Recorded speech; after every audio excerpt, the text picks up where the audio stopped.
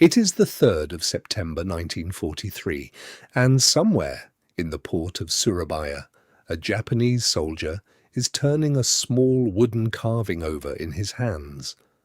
The figure is Balinese, beautifully made, a seated deity with painted eyes, lacquered fingers, and a base that has been fitted with extraordinary care so that it does not quite sit flat.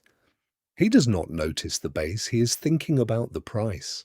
The vendor wants almost nothing for it, which is how the soldier knows it is genuine. Stolen, perhaps.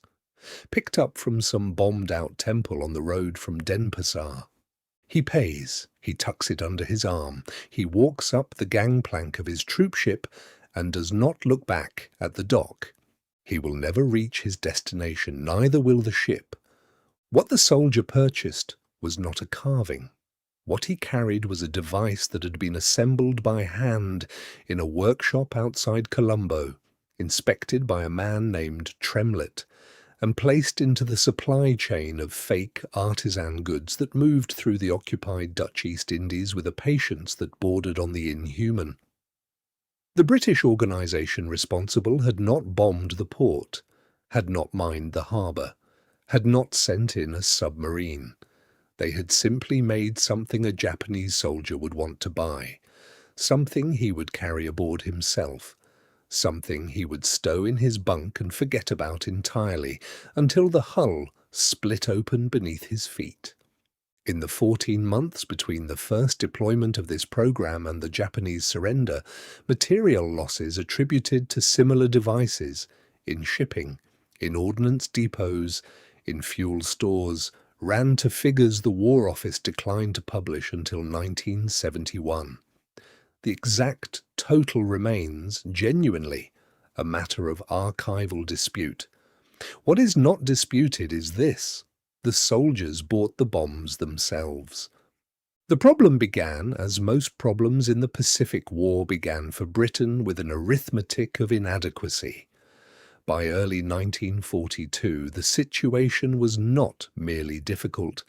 It was catastrophic in ways that planners in Whitehall had consistently refused to imagine.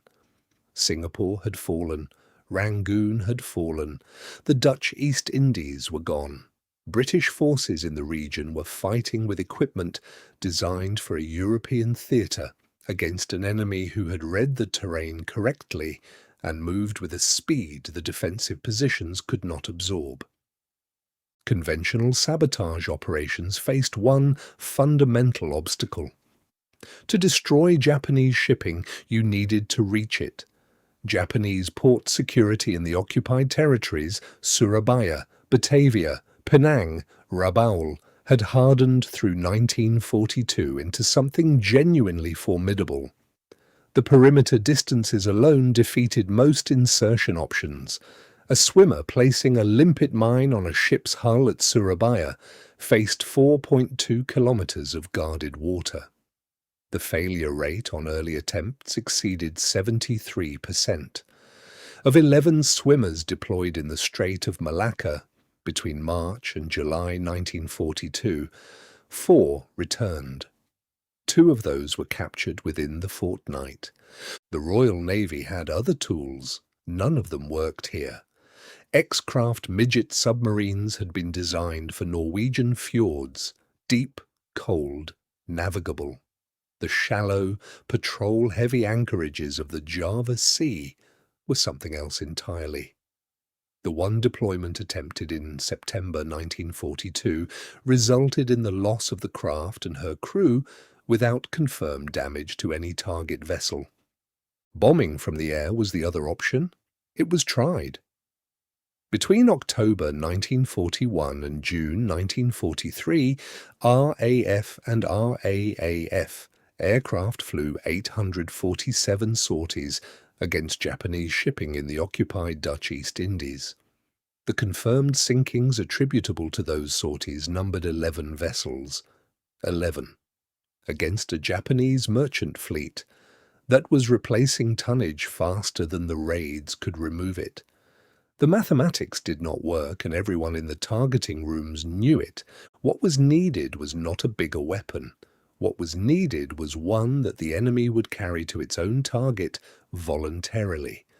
What was needed was something that had never quite been tried before at scale in an occupied territory, using the civilian trade networks as the delivery mechanism. Nobody in early 1943 was certain such a thing was possible. The organization that decided it was possible operated out of a headquarters in Delhi under a cover name so mundane, it is almost insulting in retrospect. The Inter-Services Liaison Department was the public face. Behind it sat a unit whose full designation remains partially redacted in National Archives files to this day, working alongside SOE's Force 136 and drawing on technical expertise supplied by MD1, the department Churchill had once called, with characteristic understatement, his Ministry of Ungentlemanly Warfare. The engineer whose name appears most consistently in the surviving documentation is a Captain R.S. Tremlett, Royal Engineers, who had spent the pre-war years working in commercial ceramics, manufacturing in Staffordshire. He was not, by any account, a dramatic man.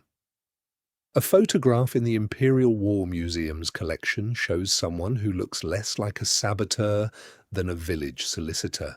He wore spectacles. He had a particular fondness, colleagues recalled, for weak tea and very strong opinions about the correct way to pack a crate. Tremlett's insight was simple, which is often the mark of genuine intelligence. Japanese troops in occupied territories bought things. They bought local goods, local art, local religious objects, partly because these were cheap, partly because they could be sent home, partly because soldiers everywhere accumulate small things to remind themselves they are still human. The supply chains that moved these goods were still, in 1943, largely intact, and supply chains that moved things in one direction could, with patience and local cooperation, move other things in the other direction. The first prototype was made from a resin compound developed by MD1 that could be cast into almost any shape. The technical name in the files is rendered as a series of letters that have been redacted. What the files do describe is its behavior. Stable at ambient temperature up to 47 degrees Celsius, initiated by a chemical delay fuse that could be calibrated between 4 hours and 16 hours, and producing, on detonation, a primary blast sufficient to breach a standard merchant hull at any depth below the waterline, up to 6 meters. The device in finished form weighed 340 grams. It was roughly the size of a hand. It could be concealed inside almost anything with a cavity. Tremlett chose hollow wooden carvings because the local craftsmen could produce them in volume, because the Japanese soldiers in the occupied territories had demonstrated a consistent purchasing preference for Balinese and Javanese religious art, and because the hollow base of a carved figure attracted no attention whatsoever during a standard customs inspection. The fuse mechanism sat inside a cavity 14 millimeters across. You could miss it in a detailed search. You would certainly miss it in a casual one. The first test, in late 1942, went wrong in a way that was instructive rather than catastrophic. The resin compound in the prototype reacted with the lacquer applied by the local craftsman to produce a gas that triggered the fuse 11 hours early, in a workshop, mercifully, rather than aboard a ship. Nobody was injured. Tremlett modified the chemical composition over the following 3 weeks and ran 6 further tests without incident. The 7th test destroyed a decommissioned vessel in a controlled water facility outside Colombo with a precision that Tremlett reportedly described, in his after-action note, as satisfactory. That word, from Tremlett, was apparently equivalent to anyone else's extraordinary. If this story is new to you, a quick subscribe means you will never miss another one like it. The operational deployment began in the spring of 1943 through a network that Force 136 had been quietly building since the previous year. The primary distribution channel ran through a series of market traders and small shop owners in Java and Sumatra who had been recruited, with varying degrees of coercion and compensation, by local SOE contacts whose names do not appear in any surviving document. The arrangement was that the devices would be seeded into the normal supply of artisan goods moving through the civilian markets in occupied port cities. The traders were told, in most cases, only what they needed to know. Surviving records suggest the network in Surabaya was anchored by a Dutch-Indonesian merchant whose pre-war business had been in textile export. He is referred to in the files only as Agent Mawar, the Javanese word for rose. The choice of code name was apparently his own. He was never identified by Japanese counterintelligence during the program's operation, which speaks either to his operational security or to his luck, or, more probably, to both. What the moments inside those transactions felt like is not recorded in official documents, because official documents do not record that kind of thing. But a memoir fragment privately held and not yet fully examined by historians, apparently written by a Force 136 officer, describes standing at the edge of a market in Batavia in July 1943 and watching a Japanese sergeant purchase one of the devices from a stall. The officer wrote that he had to put both hands in his pockets to stop them shaking. The sergeant haggled.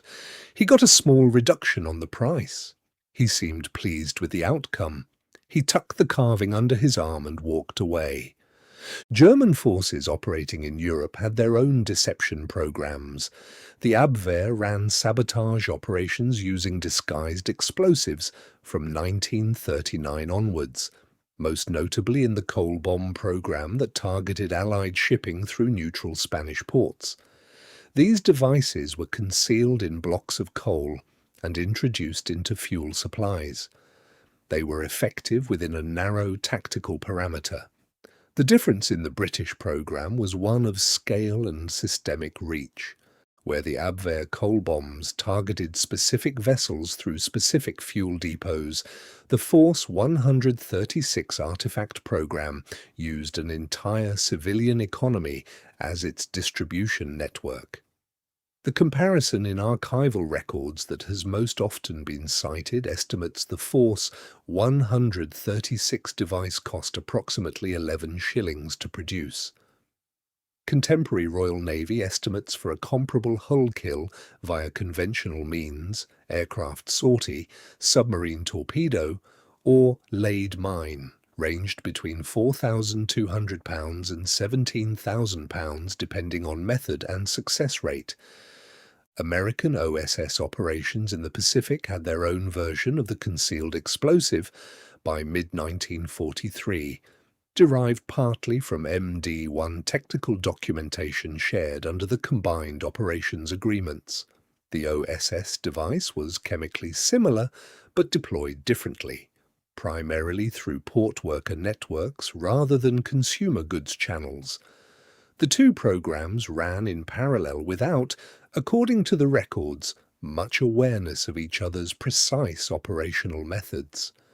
A joint liaison report from December 1943, declassified in 1989, contains what appears to be a politely worded territorial dispute about which organization had priority of idea.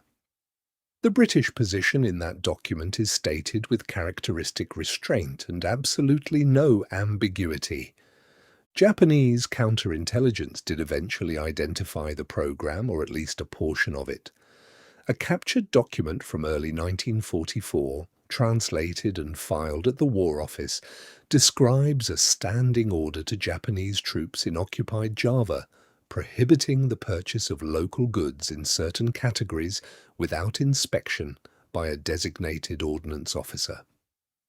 Tremlett's response to this development, noted in a brief memorandum, was to move the program to a different category of goods. The records do not specify which. Several subsequent categories remain redacted.